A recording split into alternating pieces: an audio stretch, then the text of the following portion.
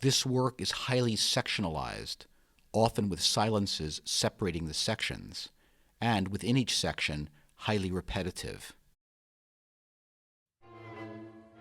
Block A, 6 pairs of chords. Silence. Block B, just A and E. Silence. Block A again, now 12 pairs of chords. Interjection of Block B. Silence. Block C, mock serious lyrical melody. Block D, brusque and final sounding. Snippet of Block B, Block C, lyrical melody extended.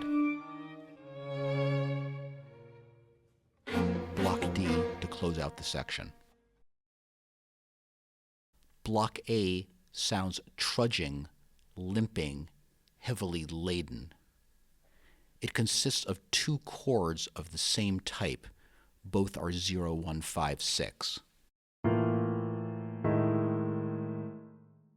Each chord can be thought of as 2 perfect fifths a semitone apart. The first chord pairs A and E with the perfect fifth a semitone higher, B flat and F. The second chord pairs A and E with the perfect fifth a semitone lower, A flat, E flat. The 2 chords together are symmetrical around the A-E they share. It is possible to think of the 2 chords as related by transposition, with the second chord a semitone lower than the first. From that point of view, the descending semitone in the soprano and tenor is a direct manifestation of the T11 that connects the 2 chords, with the semitones prominent in the soprano and in the tenor.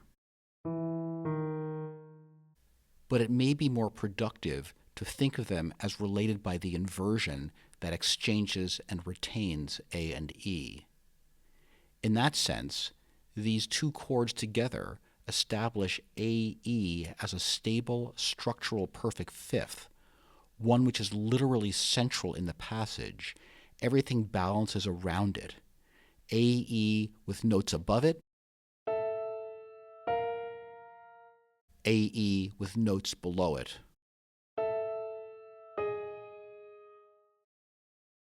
The B music consists of just 2 notes, A and E. As we just saw, these are the common tones between the 2 chords in the A music, the notes around which these chords balance. Now, in the B music, those 2 central tones stand alone. There's at least a hint here that the A is a sort of tonic, possibly an A minor. This is a possibility I'll explore more a bit later. The C music is a lyrical melody played in octaves.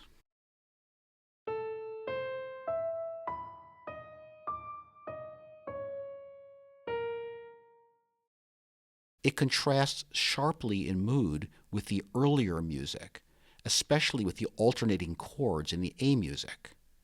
The chords trudge along and never get anywhere, as if immobilized by having to carry some sort of heavy burden. This melody seems to sing and covers a fairly wide expanse. It strikes me as deliberately over-sentimental, as if someone is only pretending to weep. In any case, it begins and ends as abruptly as the trudging chords did.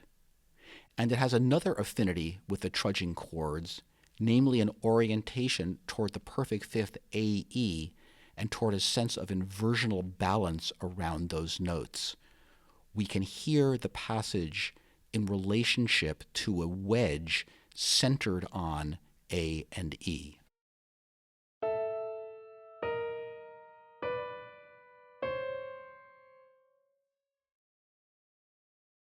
In the melody, each note is positioned near its inversional partner. the notes appear to seek and eventually find their inversional partners with respect to A and E. The initial A almost immediately finds its partner, E. The second note, C, is left dangling while the music soars into a higher register. The first high point, B, finds its partner in the ultimate high point, D. The accented D flat marks a return to the register of the opening and provides a partner for that dangling C.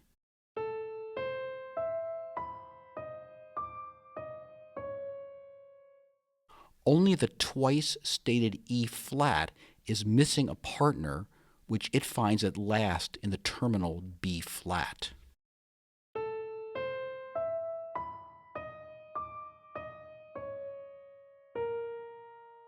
The melody begins by arpeggiating an A minor triad.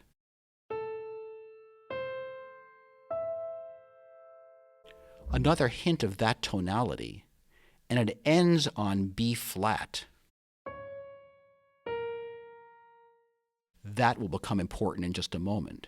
For now, however, the music maintains a precarious balance around A, E. That balance is abruptly toppled by the D music, which is centered on the structural fifth B flat F, amid repeated motions from F in the bass to B flat in the upper voice that evoke a 5-1 cadential motion.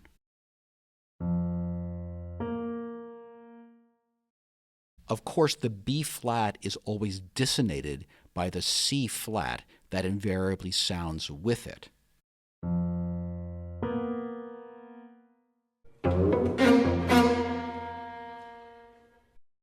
In the opening chord of the piece, the fifth AE was conjoined with B flat F, but the AE was clearly primary and the B flat F was secondary, poised above it, just as the A flat E flat of the second chord was poised below it.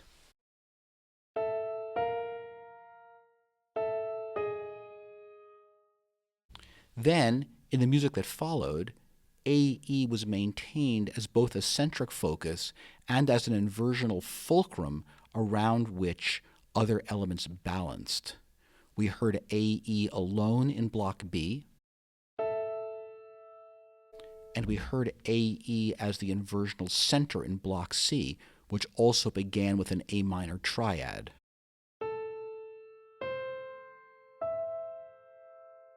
In the cadential D music, however, the AE fifth is abruptly banished, and the B flat F is violently asserted as the new focal point.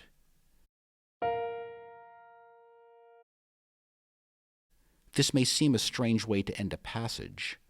Instead of returning to the tonality of the beginning, as traditional tonal pieces do, this passage ends with an abrupt departure.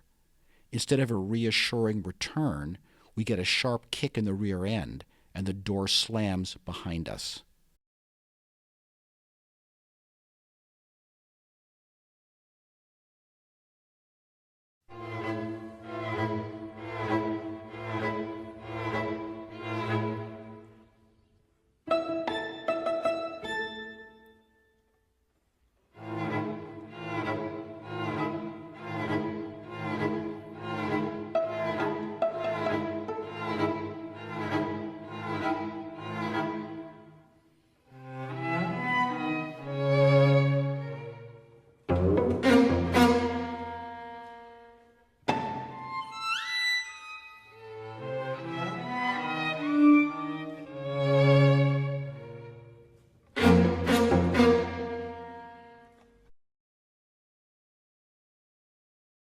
I have suggested that there are hints in this piece of traditional tonality.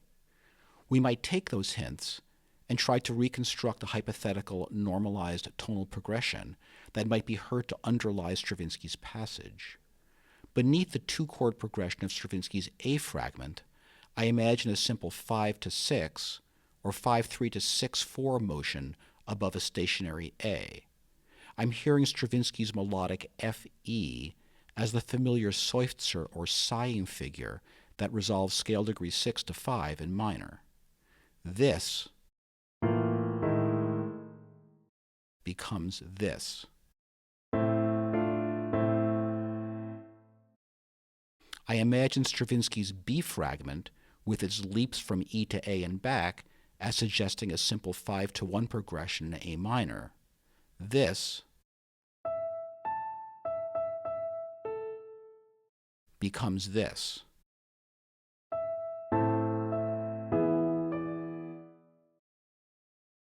And I imagine Stravinsky's lyrical melody in the C fragment as being harmonized in the same way. This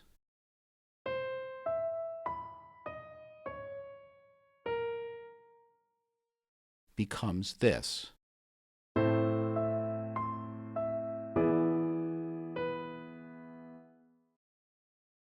The abrupt B-flat oriented termination of block D becomes a simple cadence in A minor. This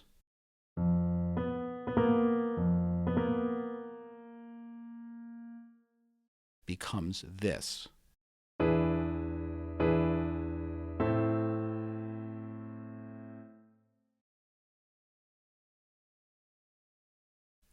The hypothetical prototype is a straightforward progression in A minor.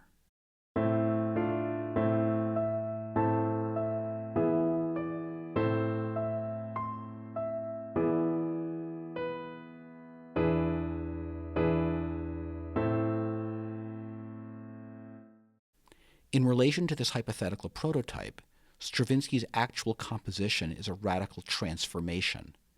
In its antagonistic relationship to the harmonic norms of traditional tonality, static textural blocks and formal fragmentation replace goal-oriented, coherent tonal progression.